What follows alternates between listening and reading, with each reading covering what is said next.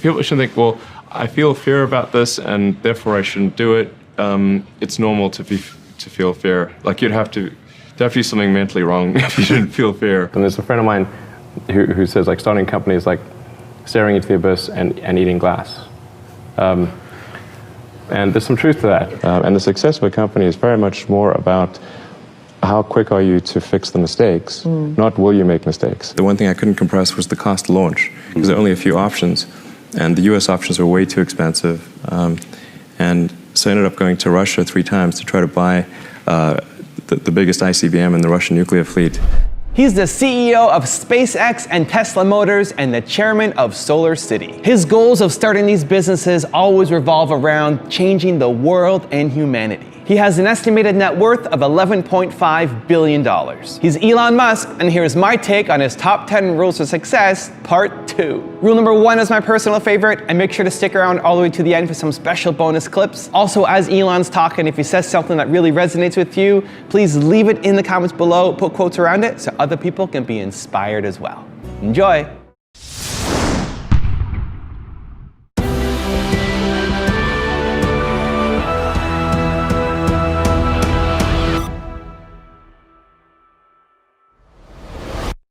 You are unusually fearless and willing to go in the face of other people telling you something is crazy. And I know a lot of pretty crazy people, you still stand out. Where does that come from, or how do you think about making a decision when everyone tells you this is a crazy idea? Or where do you get the internal strength to do that? Well, first of all, I'd say I actually think I feel fear quite strongly. So it's not as though I just have the absence of fear. I feel it quite strongly. But there are just times when something is important enough, you believe in it enough, that you do it in spite of the fear. So speaking of important things, like people shouldn't think people shouldn't think, well, I feel fear about this and therefore I shouldn't do it.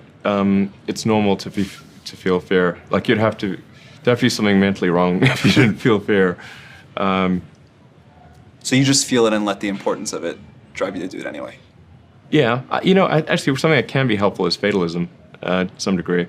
If you just accept the probabilities, then that diminishes fear. So when starting SpaceX, I thought the odds of success were less than 10%. And I just accepted that actually probably I would just lose everything. But that maybe would make some progress. If we could just move the ball forward, even if we died, maybe some other company could pick up the baton and keep moving it forward, so that would still do some good. Yeah, same with Tesla. I thought the odds of a car company succeeding were extremely low.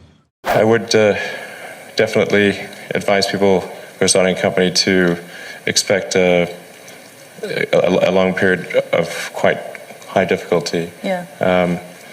But I mean, as long as people stay super focused on creating the absolute best product or service that really delights their end customer, like if they stay focused on that, then if you get it such that your customers want you to succeed, then you probably will. All right, you have to focus on the customer and delivering for them. Yeah, make sure if your customers love you, your odds of success are dramatically higher. Yeah. One does have to be focused on the short-term and money coming in when creating a company, because otherwise the company will die. So I think that a lot of times people think like creating a company is going to be fun. I would say it's not. It's really not that fun. I mean, there are periods of fun, and there are periods of where it's just awful. And particularly if you're the CEO of the company, you actually have a distillation of all the worst problems in the company. There's no point in spending your time on things that are going right. So you only spend your time on things that are going wrong. And there are things that are going wrong that other people can't take care of. So you have like the worst. You have a filter for the crappiest problem in the company, the most pernicious and painful problem. So I wouldn't say I think you have to feel quite compelled to do it, and have a fairly high pain threshold. And there's a friend of mine who says like starting a company is like staring into the abyss and eating glass. And there's some truth to that. the staring into the abyss part is that you're going to be constantly facing the extermination of the company. Because most startups fail. It's like 90%, arguably 99% of startups fail. So, that's the staring into the abyss part. You're constantly saying, okay, if I don't get this right, the company will die. It can be quite stressful. And then the eating glass part is you've got to do the problems. You've got to work on the problems that the company needs you to work on, not the problems you want to work on. And so that's you end up working on problems that you'd really wish you weren't working on. And so that's the eating glass part. And that goes on for a long time. So how do you keep your focus on the big picture when you're constantly faced with, we could be out of business in a month? Well, it's just a very small percentage of mental energy is on the big picture. Like you know where you're generally heading for, and the actual path is going to be some sort of zigzaggy thing in that direction. You try not to deviate too far from the path that you want to be on, but you're going to have to do that to some degree. But I don't want to diminish the. I mean, I think the profit motive is a good one if the rules of an industry are properly set up. So there's nothing fundamentally wrong with profit. In fact, profit just means that people are paying you more for whatever you're doing than you're spending to create it. That's a good thing. and if that's not the case, then you'll be out of business, and rightfully so. Because you're not adding enough value. First of all, I really need to give some thought to like how can I provide advice that would be most helpful, and I'm not sure I've given enough thought to that to give you the best possible answer. But I think certainly being focused on something that you're confident will have high value to someone else, and just being really rigorous in making that assessment, because people tend to a natural human tendency is wishful thinking. So a challenge for entrepreneurs is to say, well, what's the difference between really believing in your ideals and sticking to them versus pursuing some unrealistic dream that doesn't actually have merit? And that is a really difficult thing to tell. Can you tell the difference between those two things? Right. You know? So you need to be sort of very rigorous in your self-analysis. I think certainly extremely tenacious, and then just work like hell. I mean, you just have to put in, 80 to 100 hour weeks every week. Gosh, and that's then a lot of work. All those things improve the odds of success. Okay. I mean, if other people are putting in 40-hour work weeks and you're putting in 100-hour work weeks, then even if you're doing the same thing, you know that in 1 year you will achieve what they achieve. You will achieve in 4 months what it takes them a year to achieve. So failures are not the most terrible things. Well, you have to learn from it and react to it. Yeah, exactly. When you're building something new, there's going to be mistakes. Yeah. And it's important to recognize those mistakes, acknowledge them, and take corrective action. Oh. And the success of a company is very much more about how quick are you to fix the mistakes, not will you make mistakes. Or admit mistakes. Yeah, absolutely. Yeah. And if you see the difference between a startup that is successful and one that is not, and it's because the successful one, they both made mistakes, but the successful one recognized the mistakes, fixed them very quickly, and the unsuccessful one tries to deny that the mistakes exist.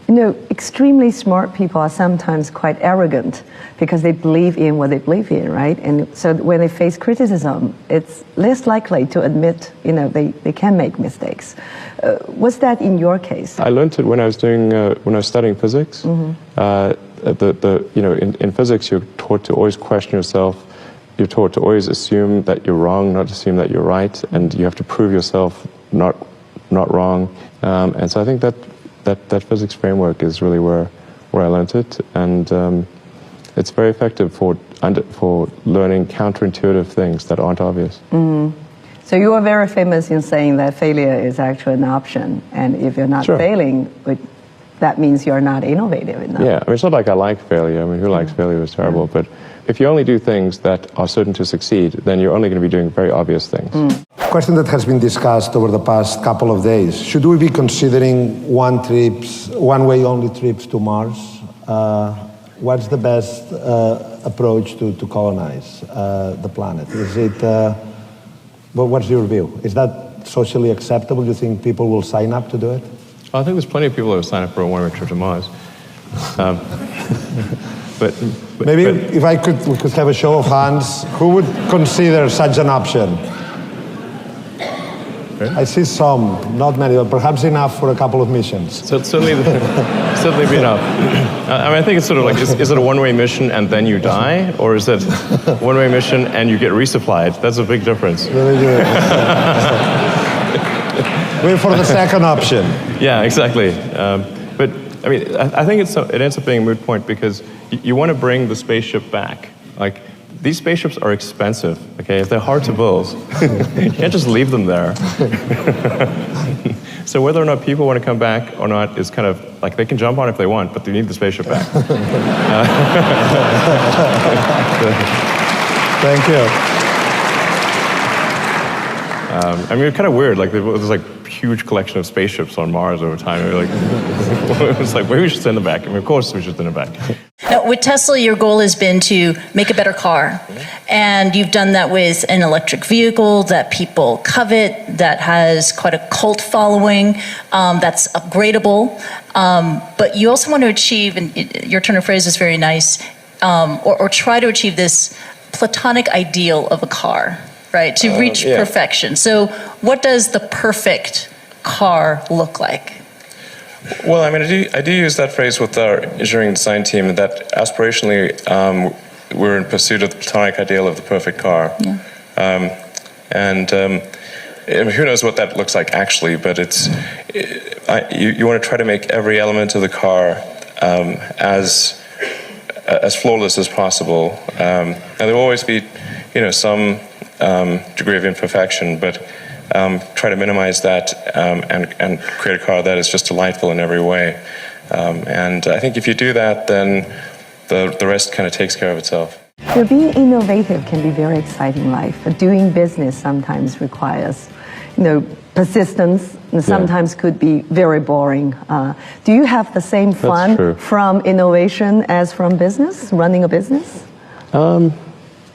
Well, I mean, or would you rather to be just an innovator, engineer, instead of a business owner or runner? I mean, I'd love to just do innovation and just do engineering. Yeah. But you raise a good point, because a lot of life in general, in any job, there's like, you have to do your chores. Mm-hmm. There's... Because nobody else can do that for you, right? Well, I think to be successful at almost anything, you have to do the tough stuff and as well as the enjoyable stuff. You have to do the boring stuff as well as the non-boring stuff. Mm. And if you don't do your chores, then bad things will happen. But if they don't do the things that they don't like to do, then the company will be in trouble. Yeah. Like, you have to, you basically, like, it's more fun to cook the meal than to clean the dishes. Mm-hmm. Okay, but you need to clean the dishes. You need to do both. Yes, you need to do both, exactly. 2001, with just talking to a friend of mine, and he asked me what I was going to do after PayPal, and I thought, well, I was wondering, like, I'd like to get involved in space, but I just didn't think there was anything I could do as an individual. But I was curious as to when NASA would be sending a team to Mars, because that was always going to be the thing to do after the moon. I figured that there'd be some plan, and I'd just go to the website and I could read the schedule. And then Mars occurs. Like, it's like, okay, 2017, good, okay. But actually, there wasn't anything on the website, and or at least I thought, like, can I not find it? Like, what's going on here? And is it secret? I don't know. But it turned out that NASA had done a study on what it would cost to do a manned Mars mission, and this was under Bush the First, and in his first, he asked for a 90-day study shortly after taking office, and NASA came back with a $500 billion price tag, and he said, okay, maybe not. Billion with a B. That's when $500 billion was serious money for the government. So then that got totally shelved, and it was like you were not allowed to talk about any kind of crewed mission to Mars at NASA. Anyway, but I thought, well, if I can do something that would galvanize public interest, and then that public interest would translate to additional appropriations for NASA and increase their budget, then maybe they could do it. So actually, what I sort of thinking I would do is send a small greenhouse to the surface of Mars with seeds in dehydrated gel, and then upon landing, hydrate the gel and grow the plants. And the public tends to respond to precedents and superlatives. So this would be the furthest that life's ever traveled, the first life on Mars. I tried to figure out how to do this with the proceeds that I had from PayPal. And I was able to figure out how to get the cost of the spacecraft down and the communications and the little greenhouse and everything. But the one thing I couldn't compress was the cost to launch, because there are only a few options. And the US options were way too expensive. And so I ended up going to Russia 3 times to try to buy the biggest ICBM in the Russian nuclear fleet. That's where I'd start. Yeah. Yeah. Go big or go home. Right? Yeah. I mean, okay. You know, there was some strange trips, that's for sure. But you know, it's like virtually, like you can buy any. It's a very capitalist society in some ways. So I actually did negotiate a deal to buy 2 of the ICBMs minus the nukes. But I came to the conclusion after that 3rd trip that it wouldn't really matter. Like I actually came to the conclusion that my initial premise was wrong, because I actually think there's a tremendous amount of will in the American population, particularly to explore. The United States, you know, maybe more than any other country, is a distillation of the human spirit of exploration. And it's really fundamental to psyche. So if people think there's a way, I think it would actually get a lot of support. But it can't be just banging your head against the wall. I've got to believe that this can be done without breaking the federal budget. So that's when I said, okay, well, is there some way to affect the cost of space transport? And so I got together with a group of people over a series of Saturdays just to try to understand, is there something fundamentally super expensive about rockets, or can the cost be substantially improved? We had a bunch of those kind of brainstorming sessions, and I couldn't see any fundamental obstacle to improving the cost of rockets. So that's when I started SpaceX.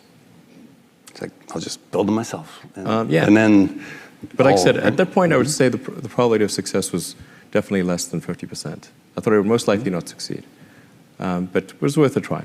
You're the CEO of SpaceX, and you've said that your ultimate goal is to get humankind to Mars. I've heard your response to the question, but these guys need to hear it. Why is Mars important? Why does Mars matter? Sure. Well, I think it's really a fundamental decision we need to make as a civilization. You know, what kind of future do we want? Do we want a future where we are forever confined to one planet until some eventual extinction event, however far in the future that might occur? Or do we want to become a multi-planet species and then ultimately be out there among the stars and be among many planets, many star systems? And I think the latter is a far more exciting and inspiring future than the former. And Mars is the next natural step. In fact, it's the only planet we really have a shot at establishing a self-sustaining city on. And I think once we do establish such a city, there will be a strong forcing function for the improvement of spaceflight technology that will then enable us to establish colonies elsewhere in the solar system and ultimately extend beyond our solar system. And so there's the defensive reason of protecting the future of humanity, ensuring that the light of consciousness is not extinguished should some calamity befall Earth. But also, and that's the defensive reason. But personally, I find what gets me more excited is the fact that this would be an incredible adventure. I mean, it'd be like the greatest adventure ever. And it would be exciting and inspiring. And there need to be things that excite and inspire people. Yeah. You have to be, reasons why you get up in the morning. It can't just be solving problems. It's got to be, something great's going to happen in the future. Yeah, we talked about this at length yesterday. It's not an exit strategy or a backup plan for humankind when Earth fails. Right. It's also to inspire people on Earth, right, and to transcend and to go beyond our mental limits of what we think we can achieve. Right. I mean, you think sort of how incredible the Apollo program was, and just I mean, if you ask anyone and say, name some of humanity's greatest achievements of the 20th century, the Apollo program, landing on the moon, would in many, if not most cases, be number one. Thank you guys so much for watching. The Part 2 series is something that we're still experimenting with and having some fun with. So let me know what you think, if we should continue it, if there's someone else you want to see a Part 2 version of. Leave your thoughts in the comments below and we'll see what we can do. Also, I'm really curious to figure out, what did you learn most from Elon in this video? What message hit home the hardest that you're going to immediately apply to your life or business somehow? Leave it in the comments and I'm going to join in the discussion. Finally, I want to give a quick shout out to Kaylee and Bradley. Thank you guys so much for picking up a copy of my book, Your One Word, and taking that picture. It's awesome and I really, really, really appreciate it. So thank you guys again for watching. I believe in you. I hope you continue to believe in yourself and whatever your one word is. Much love. I'll see you soon.